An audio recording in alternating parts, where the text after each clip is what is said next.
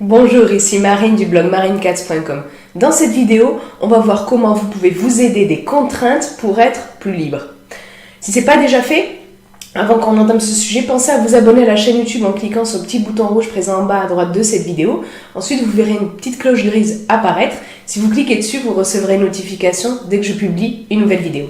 Alors, les contraintes, elles ont souvent mauvaise réputation. Pourquoi ? Parce qu'elles sont souvent associées à l'obligation, au fait d'être forcé de faire quelque chose. Elles sont associées aussi à la privation de liberté, au fait d'être un désagrément, une entrave. Mais si les contraintes, elles sont souvent perçues de façon négative, elles sont pourtant nécessaires. Et ça, on l'oublie trop souvent. Par exemple, les contraintes, elles sont nécessaires pour protéger. Vous allez, par exemple, un petit enfant, lui mettre la contrainte de jouer dans son parc pendant que vous allez aux toilettes, tout ça pour qu'il puisse jouer en sécurité.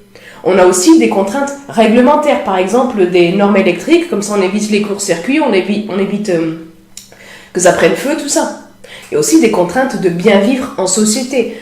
Par exemple, c'est pas très bien vu, c'est même pas autorisé je crois, de se balader en slip comme ça dans la rue, même s'il fait très chaud. Donc les contraintes, c'est nécessaire. C'est pas juste négatif. Et vous pouvez retourner la situation à votre avantage, les contraintes à votre avantage, en les utilisant à votre propre bénéfice. Et c'est ça qu'on va voir dans cette vidéo, même si ça peut paraître assez paradoxal. En fait, les contraintes, généralement, celles qui sont imposées par les autres, elles sont désagréables. Mais ça n'a pas à être le cas avec les contraintes qu'on s'impose à soi-même. Vous pouvez vous imposer vous-même des contraintes.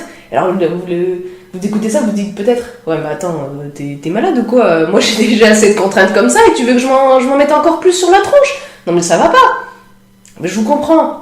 C'est vrai, on a beaucoup de contraintes, certaines sont casse-bonbons, il n'y a pas à dire, mais je vous invite vraiment à écouter la suite. Ensuite, vous serez libre de faire ce que vous voulez avec ce que je vais vous dire, mais ça peut vraiment vous aider parce que les contraintes peuvent représenter un levier qui peut vous aider à améliorer votre vie et vous donner notamment plus de liberté. Donc, s'il vous plaît, écoutez la suite pour voir et puis après, vous ferez votre opinion.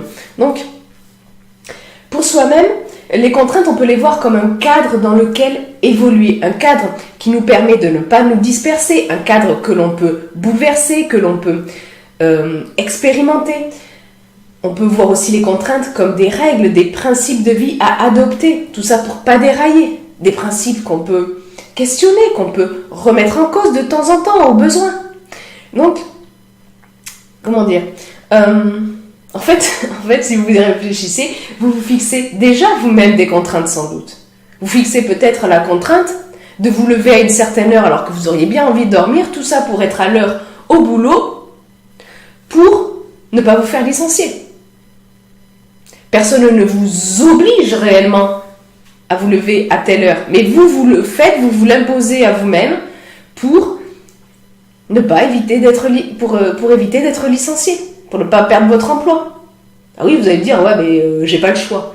En fait, on a souvent plus de choix qu'on ne le pense. Et là-dessus aussi, vous allez peut-être faire à manger à telle heure, tout ça pour que vos enfants aient fini de manger, que vous puissiez les mettre au lit assez tôt pour qu'ils puissent avoir assez d'heures de sommeil. Vous vous imposez cette contrainte-là. Il n'y a personne qui vient vous dire « Hey, tu dois mettre tes gosses à telle heure au lit, et puis ils doivent avoir mangé avant, et puis ils doivent peut-être brosser les dents, patati patata. » Non, vous vous l'imposez à vous-même cette contrainte, parce que vous voulez être un bon parent.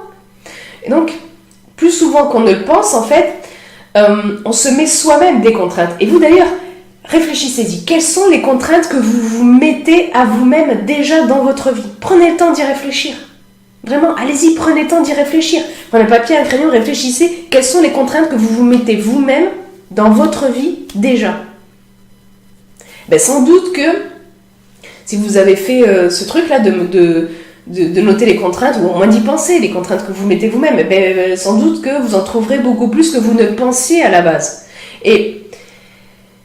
Mais du coup, vous dites, ouais, mais alors du coup, je vais pas m'en rajouter des contraintes. Mais si, parce que, si vous le souhaitez, vous pouvez utiliser les contraintes beaucoup plus consciemment à votre propre bénéfice. Est-ce que ça vous dirait pas d'être plus libre et d'utiliser pour ça les contraintes ? Je sais que ça peut paraître totalement incompatible. Les contraintes et la liberté d'un côté, on se dit mais c'est pas compatible. Alors que si, ça peut être compatibles. Les contraintes et la liberté peuvent être compatibles, mais seulement si vous le décidez. Seulement si vous décidez de vous-même la contrainte que vous vous imposez pour votre liberté, pour obtenir ce que vous voulez. Donc écrivez encore, prenez un papier et un crayon, écrivez pourquoi voulez-vous être plus libre. Pour obtenir quoi voulez-vous plus de liberté? Est-ce pour obtenir plus d'argent, plus de temps, une meilleure santé? Demandez-vous aussi comment les contraintes pourraient vous aider dans votre quête d'obtenir ce que vous voulez. Est-ce que vous voulez être plus libre, plus d'argent, plus de temps? Demandez-vous comment les contraintes pourraient vous aider. Quel cadre vous pourriez mettre en place pour vous aider à ça? Quel principe de vie vous pourriez adopter justement pour vous donner plus de chances d'obtenir ce que vous voulez? Tout ça, les cadres, les principes de vie, les règles, ça fait partie des contraintes qu'on se met à soi-même pour avancer vers ce qu'on veut. Et donc, si vous voulez, en fait, paradoxalement, vous mettre vous-même des contraintes, les bonnes contraintes, ça augmente votre potentiel de liberté. Donc, par exemple, vous pouvez vous mettre un cadre, une contrainte de cadre, qui vous dit, ok, moi je regarde mes mails, je regarde les réseaux sociaux, je m'occupe de tout ça de telle heure à telle heure. Vous vous fixez comme ça une plage horaire. Une plage horaire plus courte que celle que vous avez actuellement, parce qu'il ne s'agit pas de dire, ok, je me fixe la plage horaire de toutes les heures où je ne dors pas, en fait, je regarde les mails et les réseaux sociaux. Non, vous fixez une plage plus courte, vous fixez cette contrainte-là, et vous verrez que vous pourrez être beaucoup plus concentré sur le reste, vous pourrez avancer plus vite dans vos projets, et en général, ce truc-là, ça vous permet vraiment de gagner du temps et donc de la liberté. Donc vous fixez les contraintes, ça peut vraiment être positif. Vous pouvez vraiment utiliser les contraintes au service de votre vie. Par exemple, un autre exemple, si on prend l'exemple de l'argent, vous pouvez vous fixer, si vous êtes régulièrement dans le rouge, vous pouvez vous fixer comme cadre, comme contrainte, de dépenser uniquement l'argent que vous avez, c'est-à-dire les rentrées d'argent que vous avez.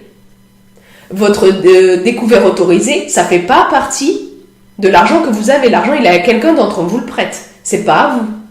Vous devez le rembourser avec des intérêts en plus. Vous pouvez aussi, toujours dans l'exemple de l'argent, dire moi, je me fixe tel et tel principe pour mieux gérer mon argent, pour être moins stressé. J'ai fait d'ailleurs une vidéo à ce sujet. Vous avez le lien sur le i comme info et en bas dans la description. En fait, si vous y pensez, si on réfléchit bien, c'est parce que vous vous mettez des contraintes, des bonnes contraintes, que vous parvenez à accomplir vos objectifs. Là aussi, d'ailleurs, si le sujet des objectifs vous intéresse, si vous voulez vraiment fixer et atteindre vos objectifs facilement avec une méthode flexible, je vous invite à télécharger ma méthode TADEA. Je vous mets le lien en bas dans la description sous la vidéo, je vous l'offre avec plaisir. Et donc, qu'est-ce qu'on peut se mettre comme contrainte pour avancer vers les objectifs? Vous dites peut-être, je vois pas trop de quoi tu parles. Bon, mais par exemple, vous pouvez vous mettre, vous avez des kilos en trop, vous voulez les perdre, mais vous mettez la contrainte de manger moins sucré, moins salé, moins gras, moins de plats préparés. Comme ça, vous allez perdre des kilos. C'est des contraintes que vous vous mettez. C'est un cadre, des principes que vous adoptez.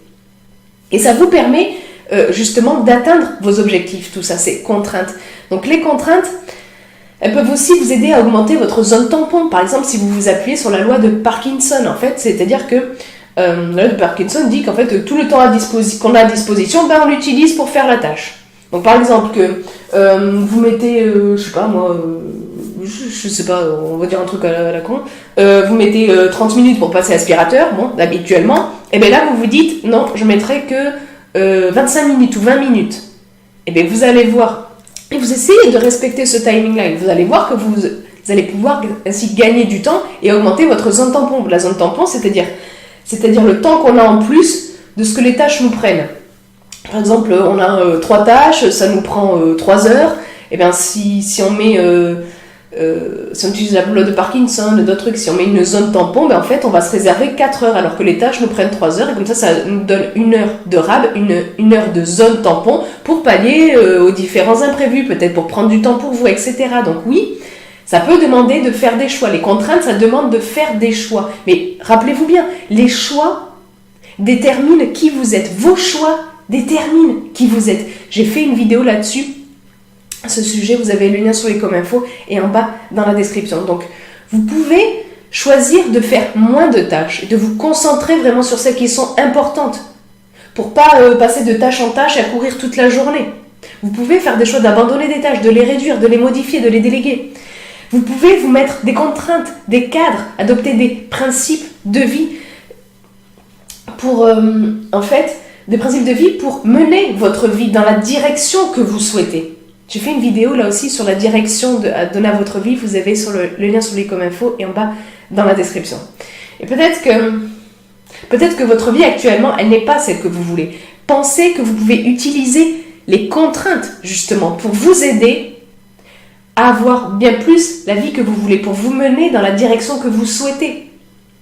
Et parce que, comment dire, vous devez changer des choses. Si ça ne va pas dans votre vie, dans un domaine ou un autre, que vous n'en êtes vraiment pas content et que vous voulez vraiment changer un truc, vous devez changer des choses. Parce que comme le dit Einstein, la folie, c'est de faire toujours la même chose et de s'attendre à un résultat différent. Donc vous devez changer des choses. Vous pouvez essayer d'utiliser les contraintes. Testez d'utiliser les contraintes dans votre vie.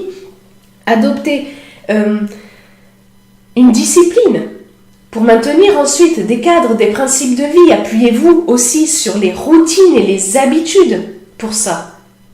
Tout ça, si vous voulez, les contraintes, dans les contraintes, on a le cadre, les règles de vie, les principes de vie, les routines, les habitudes. Ce sont des contraintes, mais elles peuvent vraiment vous aider si vous adoptez les bons pour vous.